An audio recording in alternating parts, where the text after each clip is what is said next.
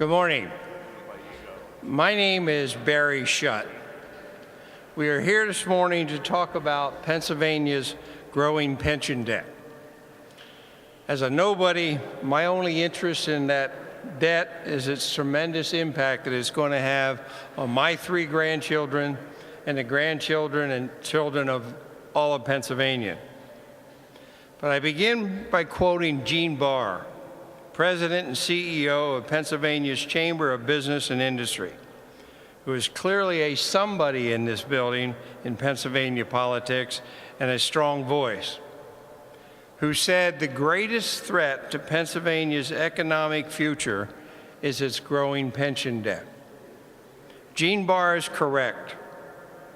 Therefore, to emphasize his point, we are here this morning to discuss the cost of doing nothing. When the debt clock was unveiled exactly 11 months ago to this day, the unfunded pension liability was $63.7 billion. Today, as you can see, it's over $74 billion. That's an increase of over $10 billion in just 11 months and reflects the cost of doing nothing that should frighten every Pennsylvania and embarrass every member of the General Assembly and the governor. As we all know now, we have 2 guys from York running or expected to run for governor next year. One challenger who has already announced, and one incumbent who is expected to announce soon. Both want to lead the Commonwealth in 2019. Ironically, both were elected to their respective offices that they hold now in 2014. But since both were elected a little more than 2 years ago, the Commonwealth's unfunded pension liability, because of a bipartisan failure of leadership, has increased nearly $20 billion, a very real and painful cost of doing nothing. If nothing is done to begin paying down that debt, by the time the next governor takes the oath of office in 2019, that pension debt clock will show over $94 billion. Indeed, it is an added cost of doing nothing. Now, I know as a 69-year-old grandfather, I will be dead before that debt is paid off. I just pray I live long enough to see that a governor and a General Assembly muster the statesmanship necessary to make the first payment. I am joined today by several gentlemen I met over 2 years ago, gentlemen I've grown to respect and gentlemen I am proud to call friends. Richard Dreyfuss is a retired human resource executive, a self-employed actuary and business consultant, and clearly a public pension expert whose advice and counsel has been sought by news outlets and pension funds across the country. Pennsylvania is fortunate to have the benefit of Rick's expertise. Rick will address the basis used to calculate and periodically revise the debt clock numbers, and why other numbers circulated about the size of the debt are different. It intrigues me how members of the General Assembly and executive staff of the pension funds claim the numbers on the clock are too high. Well, I trust Rick. He's an independent voice in the discussion about Pennsylvania's pension debt and the size of and how fast it's growing. State Representative John McGinnis, now in his 3rd term, has been perhaps the strongest advocate in the General Assembly for responsible pension reform. A graduate of Notre Dame with a doctorate in finance from Penn State, John has pushed leadership in the House and the Senate to responsibly address the growing pension debt. Not surprisingly, John has not won our favorite legislator award from his colleagues. John will talk about the fundamental flaws of Act 120, why with some plans doing something can be worse than doing nothing. And John will outline a plan to address the pension debt. The third gentleman, Eric Epstein, well known to most of you here in the Capitol, has been for many years, some would say since the governor was still appointed by the king, but he's been a tireless advocate for better government at both the state and local level. Eric runs the advocacy group Rock the Capitol, and we'll talk about the history of how we got to where we are today. Rick. Thank you. Well, thank you, and good morning, everyone. I'd like to take about 10 minutes to share my perspectives as a retired human resource executive and actuary for over 35 years. I'm currently a self-employed consulting resource to several public policy organizations. I appreciate Barry's friendship as I acknowledge his steadfast commitment to this critical issue, measured both by his countless hours as well as his personal expenditures. Of note, Barry is a SERS retiree at a time where some of his contemporaries are emotional regarding the enactment of an ad hoc pension COLA, which would further increase the amount shown on this debt clock by perhaps $3 billion. I would also like to acknowledge the leadership of Representative John McGinnis, as well as that shown by a distinguished group of elected officials such as Paul Schemel and Representative Frank Ryan. They are pursuing long overdue funding reforms, which is a fundamental element absent in most public pension reform proposals. Finally, I would recognize the tireless efforts of my good friend Eric Epstein in his nonpartisan pursuits of long overdue government reform and improved transparency. So exactly what are we witnessing in this pension debt clock? In layman's terms, it is the accumulated shortfall in PSERS and SERS combined. In general, we are dealing with declining and deficient asset levels, understated liabilities, coupled with poor pension funding practices. Sadly, this is a national problem forcing many actuaries to analyze the likelihood of future plan insolvencies. In fact, Barry could have easily added another debt clock for Pennsylvania's municipal pension plans, probably exceeding $8 billion, plus another $19 billion dealing simply with retiree medical obligations for state employees. Clearly, such trends are unsustainable. In theory, pension funding should be straightforward. That is, pension systems should be accumulating assets such that benefits are funded as they are earned. This suggests that deficits, otherwise known in technical terms as an unfunded liability, should be eliminated by the time any group retires. With the age of the current PSERS workforce averaging about 46, eliminating any deficits over a 15 to 20-year horizon should be the state requirement. This equates to roughly the remaining average career of the workforce. By my estimates, to accomplish this basic goal will require sustained, combined, incremental contributions as much as $1.7 billion over and above that currently scheduled. Doing nothing simply transfers these costs with interest to the next generation. This debt management issue is mired in the politics of state and local budgets.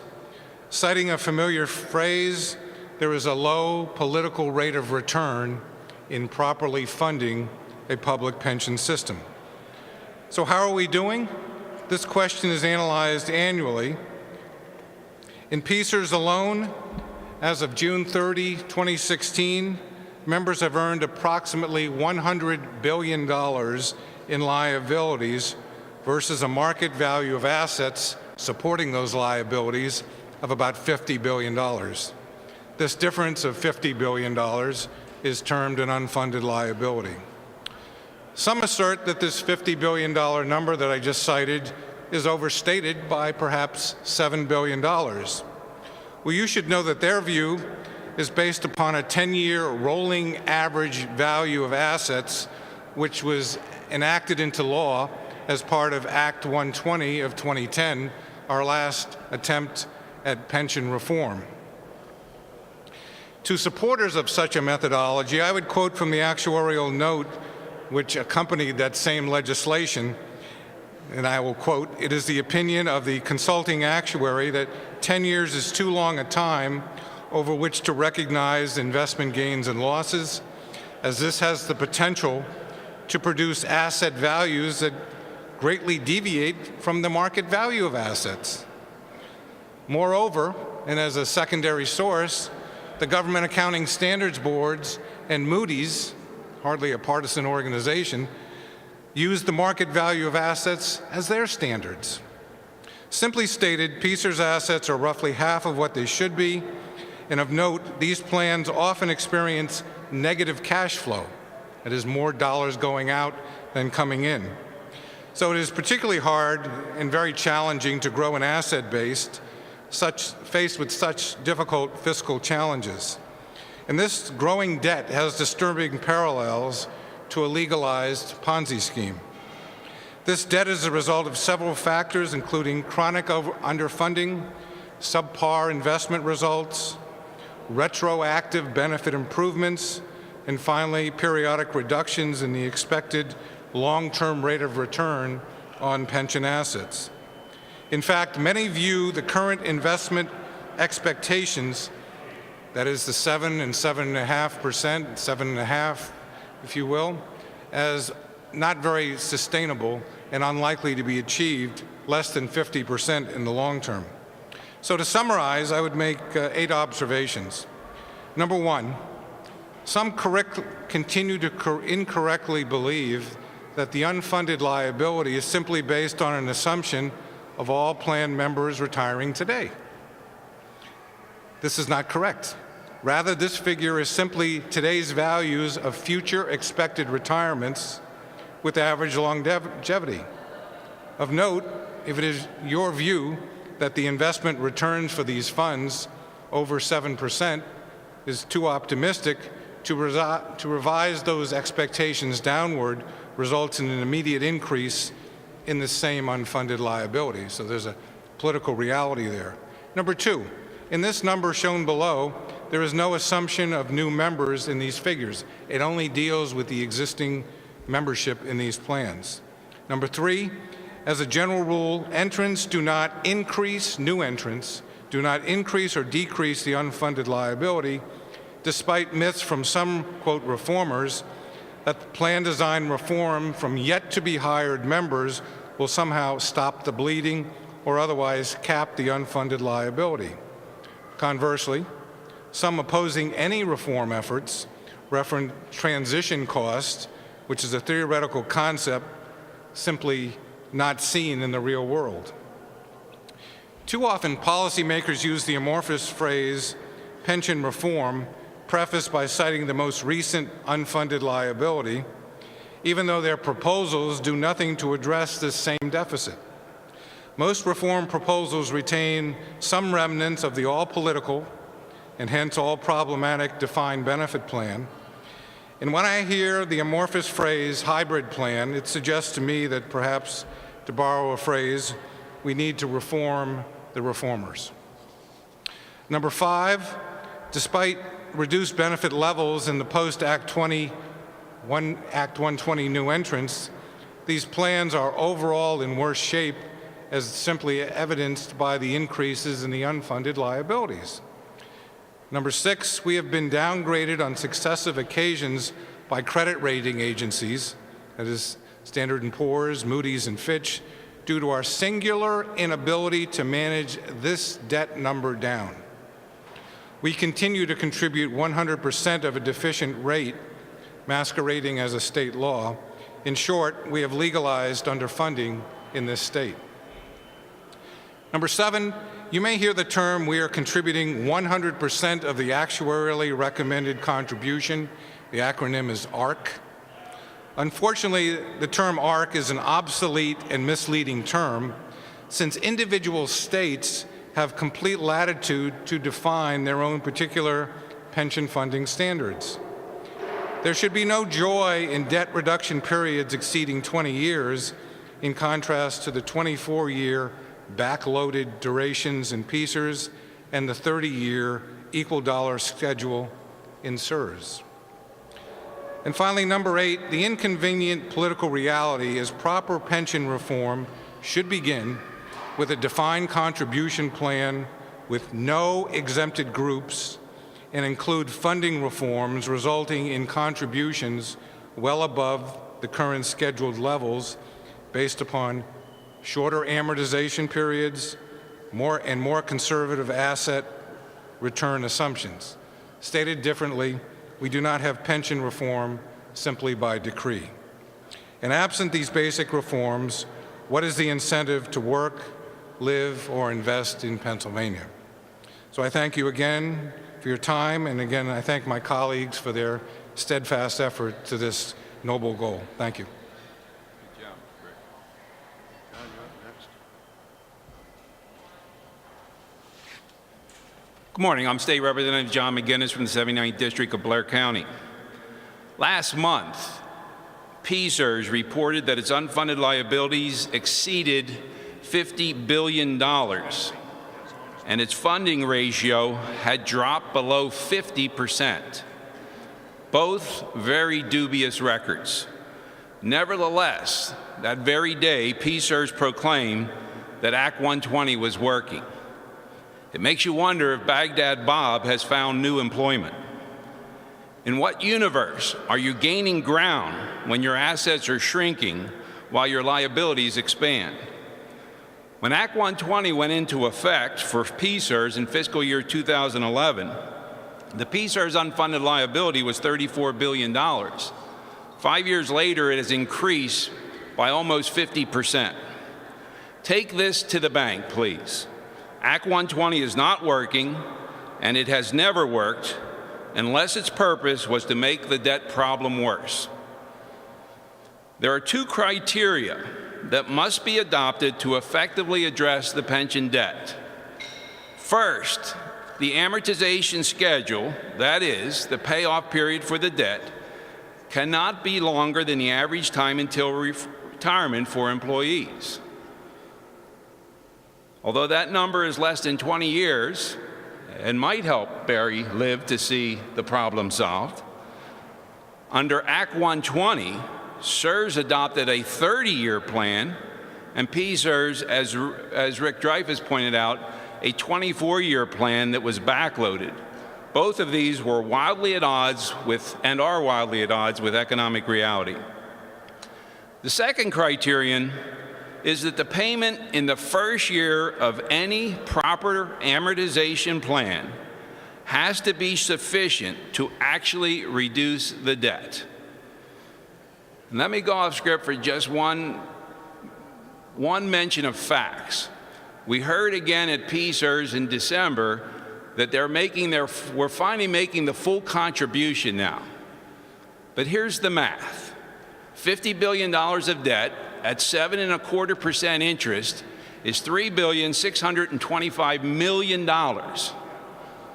That is equal to 28% of payroll.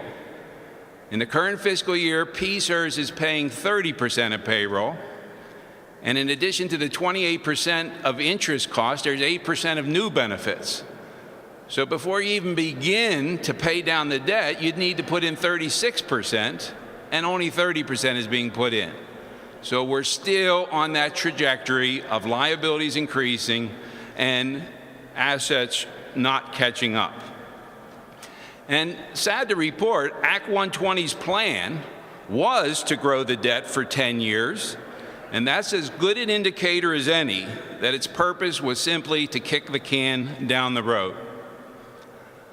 Now, I will soon introduce graduated payment plans for SERS and PSERS that will adhere to the 2 criteria I just put before you. These plans will cover all new costs and reduce the total pension debt in fiscal year 18.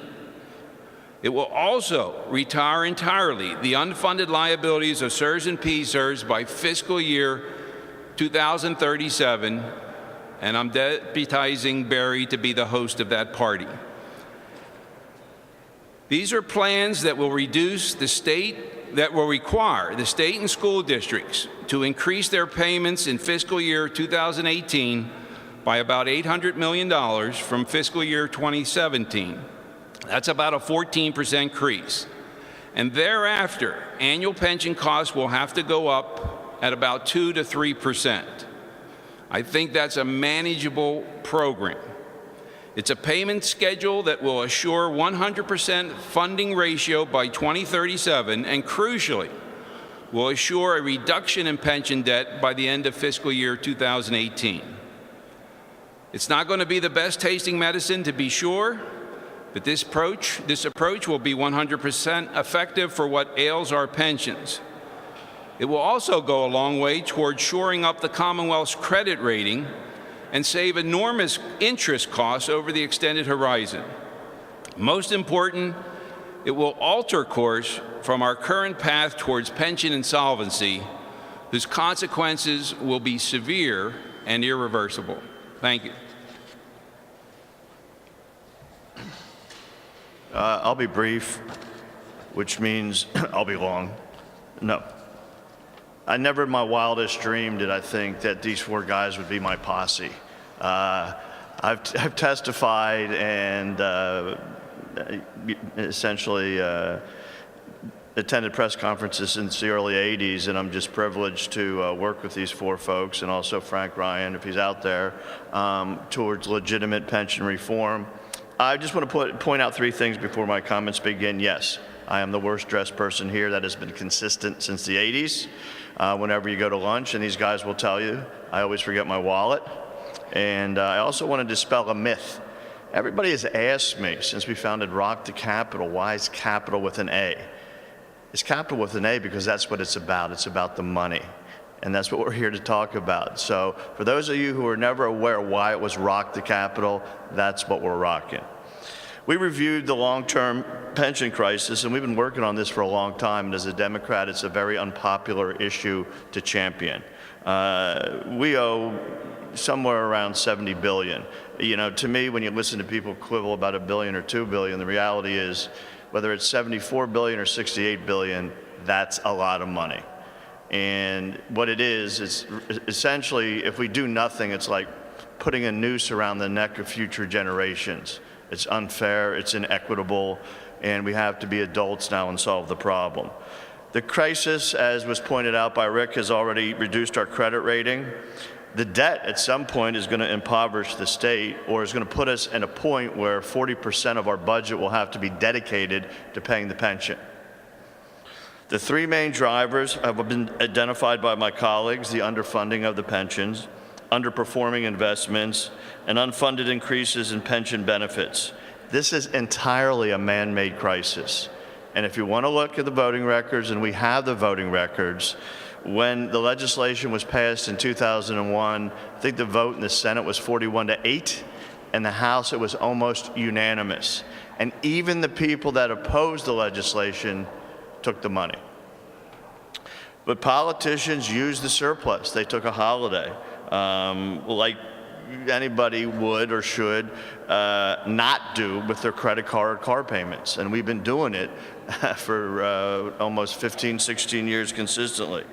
This has dramatically increased our pension liability. Presumably, somebody thought that there would never be an economic downturn again, because there was a point when we had a surplus. So whoever those people were, whoever that person was, it's kind of like the Warren Harding doctrine, that things will just get better over time, like Act 120, things will just heal itself.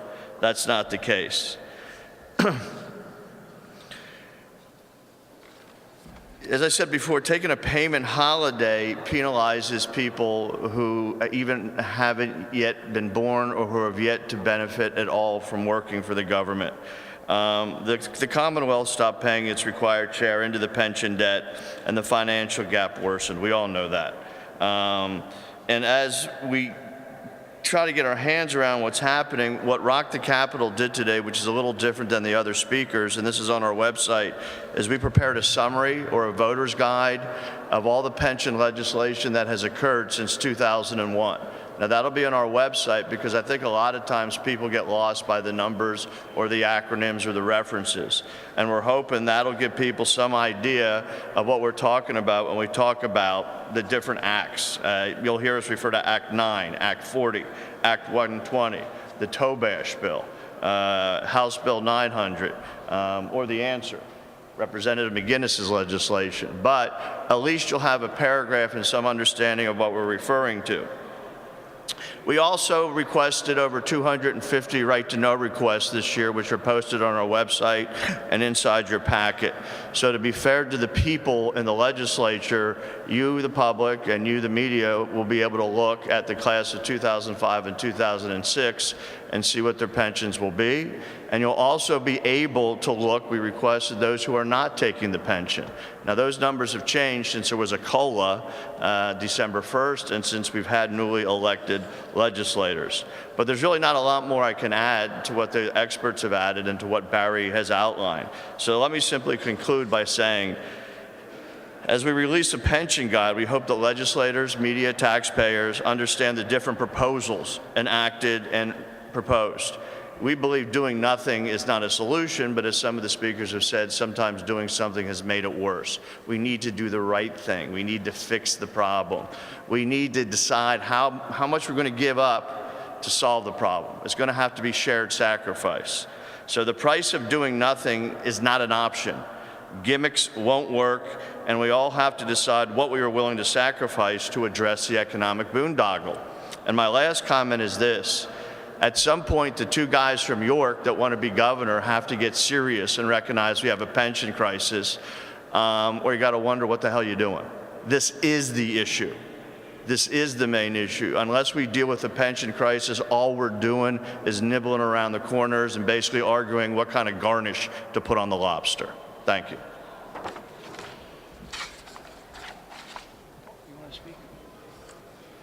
I have to apologize to Representative Paul Schemel. I failed to introduce him. He wasn't listed as one of our speakers. Paul, would you like to say a few words? Or? Please. Part of our group. Aside from being a representative, as a father with 6 children ages 6 to 20, I have a vested interest that the solution be found to this problem. This is a debt that they did not help to bring upon the Commonwealth, and it's one that we would unfairly saddle them with if we don't address it. So we need to take action quickly. The ground is moving beneath us, and I look forward to working with Representative McGinnis and others within the legislature to help move relevant legislation forward. Thank you. Thank you. Everett Dirksen once said a few $1 billion here and a few $1 billion there. Pretty soon you're talking about real money. If I accept what some say, the debt's only about $60 billion rather than 74, or if I agree that it's growing only at around $5 billion a year instead of 10, I have to ask the question, and I have asked it several times, what difference does it make to the next generation if you're not paying it down? It's simply growing. It's real money. And at $10 billion a year for 11 months, that's real money, and I think the clock will track that as long as we can. But I hope that something will get done to start paying that debt down so the next generations aren't carried with that burden. Thank you. Any questions?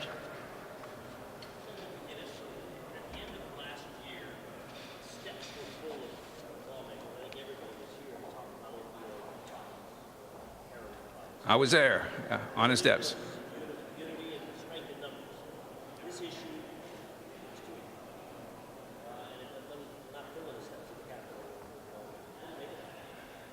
I do think it's simply the case of how political animals behave. This is a crisis whose consequences will not manifest for 12 to 15 years. And, you know, you talk about the next election cycle and the one after that, pretty soon you lose people's attention around here. But the fact is, we have very little time to solve this crisis. And if I could just point out, you know, there's an ongoing cost, and two of the big issues that I've been confronted with this week were the layoff of 600 employees from unemployment compensation programs around the state, and then the downsizing of correction facilities with several hundred more people going to lose their jobs. Well, just the interest on the pension debt this year, just the interest is $5 billion. That's equivalent to 50,000 employees, full salary and benefits. I mean, you know, if it's such a big issue to worry about 600 jobs or 200 jobs, why aren't we worrying about 50,000 jobs, which is what this interest cost represents? And the consequence 15 years from now, which I call D-Day, as in depletion day, when the assets of our pension systems are fully dissolved, you have a situation where the benefits promised to retirees are going to be paid, but they're going to come out of the general fund entirely. If that were the case this year, that's $11 billion out of $30 billion roughly in the general fund. So you're in the neighborhood of 35% of your general fund is going to be used just to pay retirees when D-Day arrives. That's an enormous cost to our Commonwealth. And again, that's one of the things that puts a drag on our economy, keeps, as Rick pointed out, jobs from coming here, capital from coming here, and people from living here.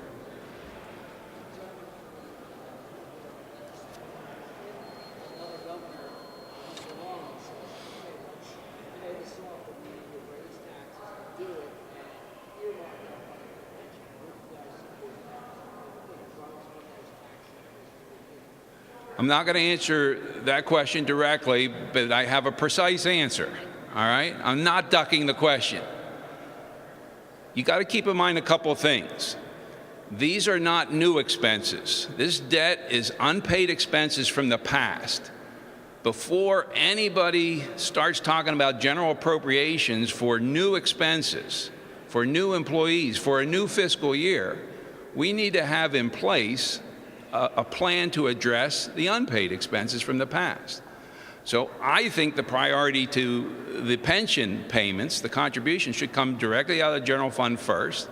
And then if you need more money, you know, Rick estimated that's going to be in the $7 billion. I think that's $6.8, $6.9 billion, although a share of that's the school district. But then you have $24, $25 billion more to spend on other things that are necessary for the government to do. And if you have to go beyond that, then you're talking about raising taxes. But I'm not in favor of that route, me personally, because the taxpayers have been swindled. Taxpayers have been paying in all along, and instead of the contributions going where they should have, they've been diverted elsewhere. You could call that embezzlement on some level. And why should the victims pay for the cost of the embezzlement?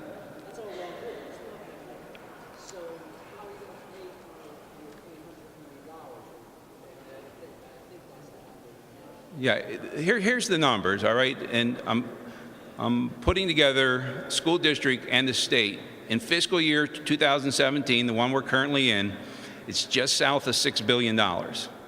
Projected under Act 120, projected for fiscal year 2018, it's $6.4 billion. I'm saying if you adopt a graduated plan, who in year one will pay down some part of the debt, actually take it down for the first time in 15 years and pay it all off within 20 years. You need to get to $6.8 billion. That's a $400 million increase from what is projected. Given the severity of the consequences if we don't do this, I think this is achievable. I think this is doable. It's just getting my colleagues in the House and those in the Senate and the governor, who quite frankly, hasn't given much attention at all to this issue and hasn't exhibited any grasp of the economic consequences. They need to get on board, and I don't want this to become a campaign issue for 2018. I want it solved before then, because each year we wait, it gets $5 billion more. Or in the case of the last 11 months, it's got $10 billion worse. So we don't have time to fiddle around. We don't have time to wait and see who wins the 2018 gubernatorial race. We need action now, and we need it from the governor, we need it from the Senate, we need it from the House. I want to respond, because I think That's an issue that we may not have a universal response on. Rock the Capital this summer will publish it found between 1.7 and 1.9 billion in cuts. Frankly, Rock the Capital doesn't think we need to subsidize superconductor research or zoos. And in the coming weeks, we'll publish those cuts. I also think that everything's on the table. I'm hearing that the Senate Republican chamber is talking about increasing sales taxes and the PIT. So in my mind, if everything's on the table, so is the PIT, and so is perhaps taxing pensions of seniors, if we need to find the revenue. Now, I will tell you, I don't have a chorus behind me supporting it, but if we're going to find a solution, in my mind, everything is on the table, and it may be a combination of cuts and increased revenue. But the orthodoxy of conservative Republicans has already been shaken by their willingness on some legislation to raise taxes on sales tax and personal income tax. So I think what we're going to come up with, what the ending is, I don't know. But I think, John has a different view on the solution than I do. But in the next week or two, Rock the Capital is going to challenge the legislature. We found the cuts. Are you willing to make the cuts? Because every time we make a cut, all of a sudden somebody becomes parochial and wants to protect those jobs in their area. This is a tough mission. I'll voice my view. One of my other pet peeves, as most of you know who've watched me here for a couple years, is the horse racing. We give $250 million every year of taxpayer money to prop up a horse industry that no longer has enough people buying its product. 200 million of that 250 goes to purses. 60 to 70% of those purses are won by people who don't even live in Pennsylvania. We are paying health care and retirement benefits, probably in the state pension fund, I'm sure they are, to horsemen. And horsemen is defined down to trainers. There's probably about 300 trainers who are in that fund and getting those benefits who don't even live in Pennsylvania. Now, it is not a conservative principle, it is not a free market principle to be propping up an industry, private industry. It's not in the card. Why do we do that? We are not making wooden wagon wheels anymore. Why? Because people aren't buying them. And people aren't buying enough of what the horse racing industry sells, so we have to subsidize it with $250 million of taxpayer money every year. Add that up. That's been over $2 billion since the gaming was put in place. It's bad public policy. I'm a senior. When I go to the grocery store and buy groceries, they don't ask me if I'm paying with retirement income or with an earned income. They charge me the same. So if you're going to tax, why should I not pay tax on my retirement benefits once I receive my contribution like everyone else? Why should I not pay tax on that, and my neighbor who's paying taxes to support my pension have to pay tax on his wages? It just doesn't make sense. So there's a myriad of areas where we can work and come up with enough money to start paying this debt down. Thank you. Any other question? Yes. One of the things that the last iteration of pension reform last session really seemed to deal with was not so much attacking debt, but their big goal was to transfer the risk, the future risk, from taxpayers and governments to the employees who were in the plans. That was part of the move from defined benefit to defined contribution.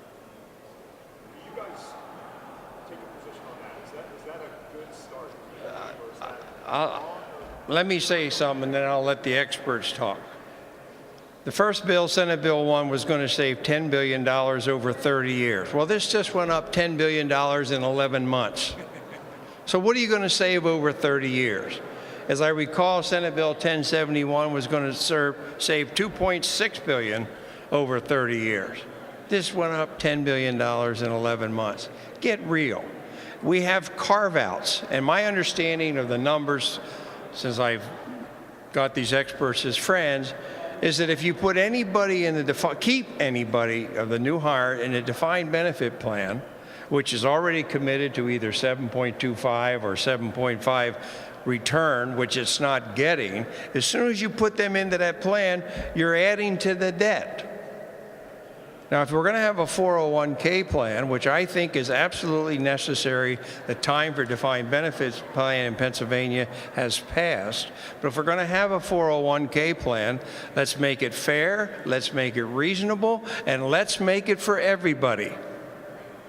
No exceptions, because you create a caste system in Pennsylvania that says this group of people, including the Pennsylvania Higher Education Assistance Agency, are different than everybody else. That's just wrong. You either have a good plan and it's good for everybody, or you really don't have a good plan. Charlie, I have a saying that defined benefit plans and politics are a toxic combination. And I mean that because if you had to create a vehicle that was so politically malleable in terms of what you can do with it, it would be a defined benefit plan. I could have a pension benefit of $1,000 a month, but then I pass a law and says that's retroactive, that's going to be $8,000 a month. I can take those costs, spread them out over 30 years, and then proceed to underfund it. So the vehicle of a defined benefit plan, even though it's embedded in a hybrid plan, is very problematic. And I believe there's a hidden risk that politicians don't want to acknowledge. And if you believe defined contribution plans mitigate the risk, which I do, then why not go to a complete, pure, defined contribution plan for all new hires? But moreover, new hires have nothing to do with this number. That's where the risk is. So to talk about a hypothetical yet-to-be-hired employee reducing a current liability is a bit of a disconnect for me in terms of the strategy. And I just wonder, when people propose that, why they're not proposing a debt reduction plan, and I think the numbers are pretty telling. In the end, this comes down to funding. My point is that funding a pension plan has a very low political rate of return. If for some reason there was an extra $1 million floating around this building, funding the pension plan would probably come in about 7th on a list of the top 5 priorities of where to spend it. And in general, what I see, and again, as a general rule, I see Republicans who don't want to raise taxes. I see Democrats who don't want to cut programs with regard to incremental funding, so we get a bipartisan agreement to do nothing. And that's why we have what we have. I could just add to that. The title of this press conference is "The Cost of Doing Nothing." And that's seen by some in elected office as, well, we have to do something. But if the something delays and distracts from proper reform, then doing something can be worse than doing nothing. And that's why I've been opposed to all the reforms that came about in the previous session. They were unnecessarily convoluted. They were built on assumptions, not just which 1 or 2 or 3 would be wrong, but I could assure you all of them were wrong. And again, the motivation was to do something instead of doing what's necessary. And you could see that in the actuary notes, where in the best case, present value savings were in the $1 to $2 billion range versus a $70 billion debt. And the last one, we voted, well, we didn't get to vote on it because it came up a few votes short in the House, but the savings there was going to be $200 million over 30 years. Present value savings of $200 million. That's doing nothing. And it's delaying and distracting from doing what we need to do. So the solution here is not hard to understand. We need a proper funding formula to deal with the existing debt. We need a pure, defined contribution plan for all new future employees. And then the taxpayer is never going to be in the indemnification business again.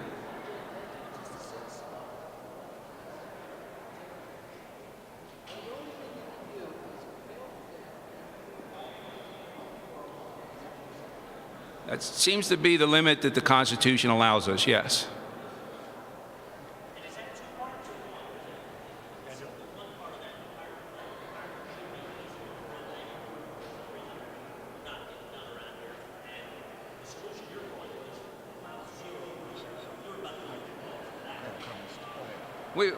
We have more than 2 votes, and it's a growing number, but we're not quite at 102. You're right about that, Dennis. But these could be part of one bill, but that's not necessary, and 2 bills is fine. If we could put all future employees into the pure defined contribution plan, I'd be a yes on that.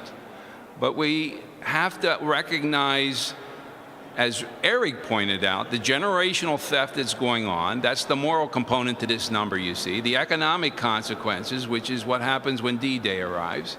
And our constitutional duty that if you have a defined benefit plan, it's supposed to be pre-funded, not turn into a Ponzi scheme. So we got to do both those things, yes. I did.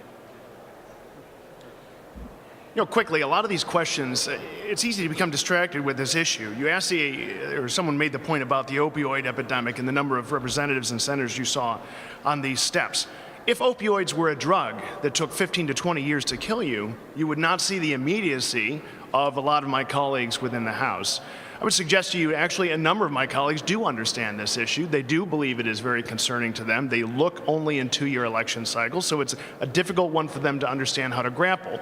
You asked the question, would we as legislators be willing to accept tax increases? I would welcome the opportunity to have the debate of how we're going to pay for this. We have to first make the commitment that we're going to pay for this. In the opioid epidemic, we've made the commitment as a House and Senate and the executive branch that we are going to deal with that, even if it requires taking difficult steps, difficult measures. This is every bit as immediate. It's not death, it's fiscal death of the Commonwealth. It takes 15 to 20 years to get there, but it's death all the same. If we had the same level of commitment, which we need, then we would be willing to have the debate as to how we do fund it, like we do any other allocation. It's a matter of making choices, and once again, I think that we as a legislative body would be able to make those choices. But we have to first be committed to paying off the debt. That is not a Republican or Democrat issue. It is not a conservative or liberal issue. It is one that every one of my colleagues who understands it agrees with. It's just a matter of having the debate as to how you're going to do it. There are a number of, it's an issue that is at once simple and complicated. So there are a number of colleagues that I'm not saying that they're not intelligent enough to, but it's one maybe they haven't turned their attention enough to. And it's easy to become distracted on other things like, are we going to change the benefit package? These things are not mutually exclusive. We can all agree on this. We all know what debt is. If you have a credit card and haven't paid it 1 month, you know what debt is. We all agree we need to pay it down. It's a matter of getting the urgency, the immediacy to pay it down now. Yeah, I would just underscore that new hires are independent from this number. So whatever you want to do with new hires, including giving them no benefits, you still got to pay this off because this relates to existing members. If you want to reduce the unfunded liability, you really have 3 tools. One is you can reduce benefits for existing employees. I don't hear anyone talking about that, but that would reduce the unfunded liability. That gets into a host of legal and constitutional challenges that nobody wants to get on that road. Number 2, you can hope that the assets exceed the asset expectations. So you have to hope that the assets earn something north of 7 to 7.5%. That's not likely to happen, at least based on the research that I've seen. And then finally, the default is pay for it. And that's sort of where we are. And it's a pretty straightforward proposition. My lay response to your question, Dennis, is speaking to nearly 100 legislators and senators in the governor's office and so forth. You pass pension reform, a 401k going forward, and they'll never talk about the debt. Because then they'll say, every time they're asked about the pension debt, they'll say, we did pension reform. And they don't want to talk it. In fact, that was the strategy from some of my contacts said, we want to get this passed. They're going to try it again this time to pass pension reform going forward, but they're not going to talk about the debt. They want to get it off the table so we don't have to talk about $74 billion in debt. as we come close to June 30th of this year's budget. Another question somebody had over here? Thank you all. Thank you very much for coming. If you have any other question, we'll be here to respond.